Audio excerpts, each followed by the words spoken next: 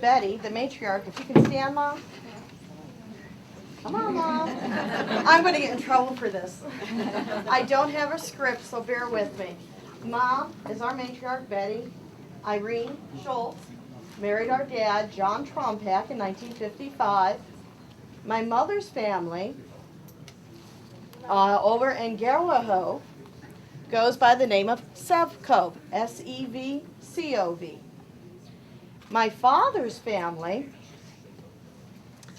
came from, I'm going to get this wrong, Mukachevo. Okay. So, this is where we start. Two different areas, actually. I'm sorry if I look in the meeting. So here's the Carpathian Mountains. So one From Plymouth. And then we've married and had children. We've grown to a party of about 20 now. And what we've done is we've maintained the tradition. That was very important to Mom, to maintain the tradition. It's very important to us, and we are instilling it with our daughters and our nephews and nieces, and it's fun. It's fun to keep the tradition. Now, as we all know, with the play that just took place, some of the things get lost in the shuffle, and I think there's a few things that we learned today that we might even be implementing in the future. But some of the things that we did maintain, I was really interested in seeing how it compared with the play, and of which we're going to have 6 settings. But we do maintain the setting with the guest. Now, with 20 people, and we now host it in my mother's apartment. Fortunately, we move all the furniture out, and we angle the table, but we all meet there for Mom, have it all at Mom's apartment. And we may lose space with that extra play setting, but Mom does extend to the grandchildren. If they have any guests that might be coming home from school, have no place to go, they too are invited to join in to learn what our customs are. So we always do have an extra setting somewhere in the household. But, so we maintain the extra setting. We maintain the candle, the single candle, and all the children have been taught that yes, the star, we don't put the candle inside the osu, the bread next, because we haven't figured out how you're going to pass around the bread amongst all the 20 people with the candle still in it. So but even though we have two 8-foot tables, we only do maintain the one candle, which is representing the Star of Bethlehem. With the osu, that is always our first. That's the first thing it should be the first thing that we break into, and I'll explain later. Because the osu is round, and I understand that Christ, you want to have a round loaf of bread, which represents Christ. And the osu is, we slice it, you can break it, but we pass it around among the family. And then, go ahead with the soup. And we all share from that. But like I said, that should be the first one served. It's not. Again, we're going to modernize this into the year 2009. We serve the soup first, the mushroom soup. And that's because it's warm. And we can get the plate off, the soup bowl off the plate to make room for everything else. One thing is, we do eat one food at a time. You can just put all the food down in my glasses. We do eat only one food at a time. And the reason we have the one food at a time is it not only lengthens the meal, but it also gives us a chance to savor the different flavors that each of the foods bring. It's only once a year. We've asked the kids, because they liked some of the foods, why don't we make it another time of the year? You like it so much. No, we're not going to save that for Christmas. That's important to us. So we do take our time in savoring the foods, and then also it gives us time for conversation and family gathering, which is what this is about. In the mushroom soup, we put potatoes and mushrooms. We have mushrooms in everything. Evidently, my mother's side of the family had a lot of trees where they grew up, because we have lots of mushrooms. My sister-in-law, Yola, who's from Poland, she enjoys that very much. Now, we also have fish at our meal. We have smoked fish. Now, we're thinking that came from my father's side of the family. because my mother didn't have that, but yet my father's side did. So of course we have our smoked fish too.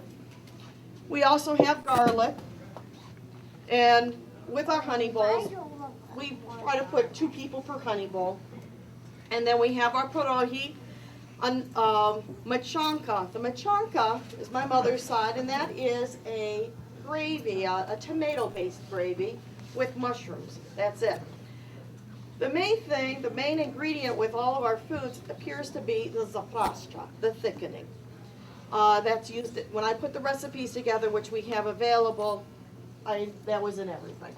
The matranka, we have the, it's made with the zapraszcza, and then we add the tomato soup for the flavoring and coloring, and then we add mushrooms to it. We have bobatki. Now our family for bobatki, mom's side always had poppy seed, dad's side had sauerkraut. So we have 2 plates of bobatki. Let's see, sauerkraut. Now mom's side had they had a lot of sauerkraut. They had sauerkraut, which is also in like a gravy, gravy-like substance. Again, made with zapraszcza. It's kind of a brownish. One thing my mother did point out too, it was mentioned that some people had fresh fruit. Well, we always had dried fruit. And my mother said that, we had the dried fruit because there was no refrigeration back then. Well, we always had the prunes. Well, nowadays you have flavored prunes. But my sister-in-law, Michelle Trompack, she enjoys apricots, and they also have dried apricots, so we have that now too. So we're trying to add in, as the in-laws, as the family grows, as the in-laws come in, we want to accommodate them and their flavors as well. So, my mother's family also had a lima bean mixture. That went whenever we decided to add the pierogi. So, but that is still there. It exists. But again, this was interesting thing. In talking with various people over the years, we've always been told that, we put the straw on the table, but it's such a mess. We're always sweeping up afterwards. Well, my brother John and I, one season, we were doing the putting leaves, colored leaves in between the wax paper. John got the brilliant idea of putting a straw inside the wax paper. So we have it every year, and it doesn't, unless it opens up, it doesn't make a mess as much as it should. This one is. But, so we have our extra place setting. We have our 12 dishes. The bobatki, even though there's 2, we do count that as 1. All the children must eat something. One thing that did continue from generation, it appears, I remember my brothers were growing up, the fun thing was watching who could eat the most garlic and downing the wine and seeing what they can do. Well, it was rather amusing because in talking with our children and the nephews, they evidently maintained the tradition. And of course my son, the youngest, the older nephews were smart. They pretended like they ate the garlic, and so my son had to eat the garlic. So anyways, I don't know if he knew that. So, but there's always that little trickery, and it was interesting to see how little customs seem to continue among even the children. Let's see, and then we have the nuts for dessert. This is all meatless, dairyless. It's a total fast. Christmas Eve is always a fast day. Yes, Mom. We also start off with a prayer. Oh, yes.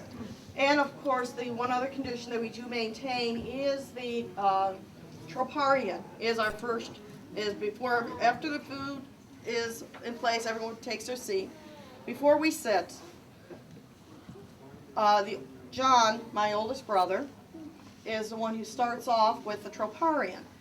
Now, we sing it 3 times for the Trinity, but we also we start it with in Slavonic, because in today's world, we don't sing Slavonic as much as we used to in church. And this is another way to impress upon our children the Slavonic heritage, the language. So we sing it Slavonic, English, and then back into Slavonic again.